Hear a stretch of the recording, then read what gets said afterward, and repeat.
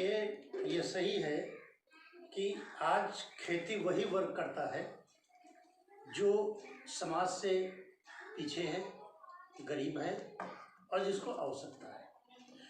जिसको जो उच्च वर्ग के लोग हैं या पैसे वाले लोग हैं वो खेती नहीं करते हैं। अगर उनके पास खेती भी है तो वो लोगों से कराते हैं, कॉन्ट्रैक्ट बेस पर कराते हैं।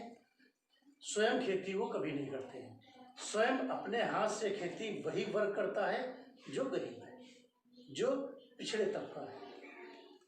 तो आज सरकार की मंशा यही है कि खेती को कॉन्ट्रैक्ट बेस पर वही लोग ले जा रहे हैं जो आज भी खेती को कॉन्ट्रैक्ट बेस पर ही कराते हैं, चाहे उसको दूसरे रूप में, गांव के रूप में बटाई कह लीजिए।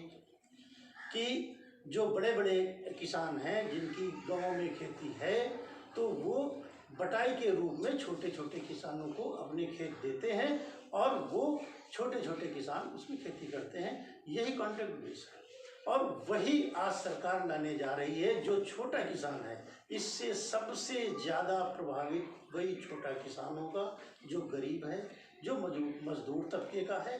और उसकी आबादी आप देखें, किसान हिंदुस्तान का 70% है, सही है, लेकिन जो किसान है उसमें जो अगर आप देखेंगे तो उनकी आबादी 80-90% मिलेगी जो गरीब तबके के किसान हैं, छोटे किसान हैं। बड़े किसानों की अगर आप देखें तो आबादी 10% से ऊपर नहीं होगी जो कॉन्ट्रैक्ट बेस पर चला रहे हैं।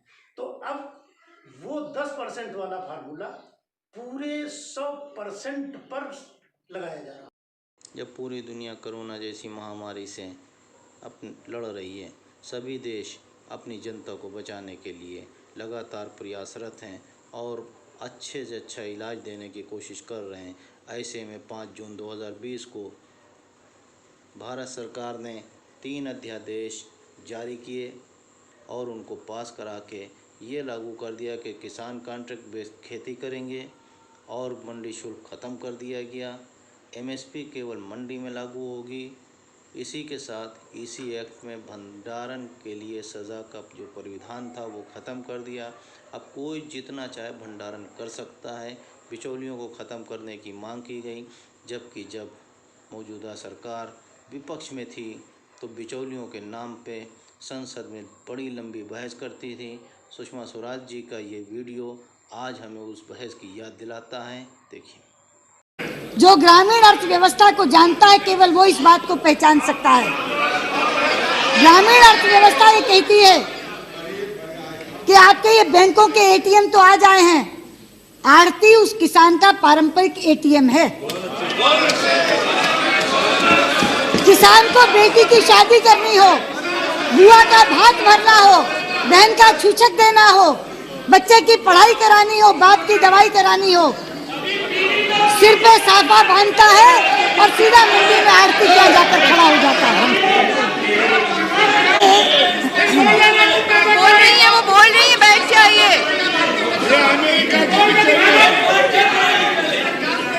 बैठिए भाई, संदीप दीक्षित जी बैठिए, बैठिए। वो उसे केवल विश्वास पर पैसा देता है क्योंकि उसे मालूम है जब फसल आएगी तो वो बैलगाड़ी में भरकर या ट्रैक्टर में भरकर उसके यहाँ लाएगा और वो उसे बेचकर अपना पैसा वसूल लेगा। अध्यक्ष जी, जसवंत सिंह जी जैसे लोग ग्रामीण अर्थव्यवस्था समझते हैं, ये क्या जाने, वो मेरी बात के साक्षी होंगे। क्या हो रहा है? आप भी बैठिए, बैठ जाइए, बैठिए। मैं पूछना चाहती हूँ, बैठ जाइए, मैं पूछना चाहती हूँ, क्या वॉलमार्ट और टेस्को उसे उधार देगा? क्या उसे संवेदना होगी उसकी बेटी की शादी या बहन का भात भरने की? उसे तो धोती और साफे वाले किसान से बदबू आएगी। और कौन डायरेक्ट बात कर सकेगा? कोई किसान से सीधा खरीदेगा? अरे नई एजेंसियां खड़ी होंगी, वो नए बिचौलिए खड़े हो जाएंगे। इसलिए ये कहना कि बिचौलिया को आप समाप्त कर देंगे या मिडलमैन को आप समाप्त कर देंगे, ये बात सिरे से गलत है। अध्यक्ष जी, आपको विदेशी बिचौलिए चाहिए? आप क्यों खड़े हो रहे हैं? में अप्रत्यक्ष रूप से समाप्त करने के लिए एक शब्द कहा गया है कि अब आप जिस दाम पे चाहेंगे बेच सकेंगे। आप जिस दाम पे चाहेंगे बेच सकेंगे, लेकिन अगला जिस दाम पे खरीदेगा उसमें भी आपको बेचना पड़ेगा। आप तो बेचेंगे ऊंचे दाम पे, लेकिन अगला खरीदेगा वो नीचे दाम पे। तो एमएसपी खत्म हो गई पूरी तरीके से। सरकार का ये कहना है कि 2022 तक किसानों की आय को दोगुना कर देंगे हम।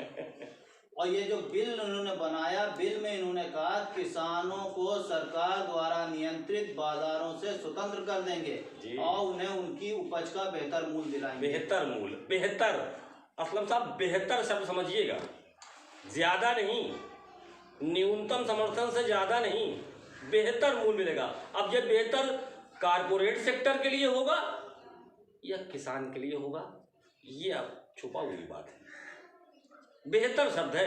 अब बेहतर किसान के लिए नहीं हो सकता, क्योंकि बिहार में किसान के लिए बेहतर नहीं हुआ। ये बिहार आपके सामने एग्जाम्पल है, उदाहरण है, उसमें वहाँ एमएसपी से नीचे बिक रहा और यही मंडी समिति खत्म कर दी गई है पूरी तरीके से। तो अप्रत्यक्ष रूप से एमएसपी का जिक्र ना करना, न्यूनतम समर्थन दर के बारे में कोई बात इन बिलों में ना करने का मतलब यही है, अर्थ यही है कि न्यूनतम समर्थन दर पूरी तरीके से खत्म। स्वामीनाथन की रिपोर्ट का कोई मतलब ही नहीं है।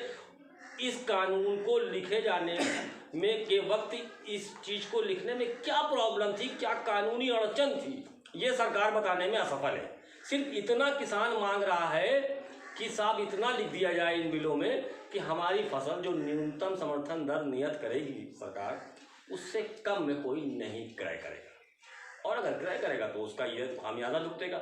इसको बिलों में लाने में क्या कोई कानूनी अड़चन नहीं है।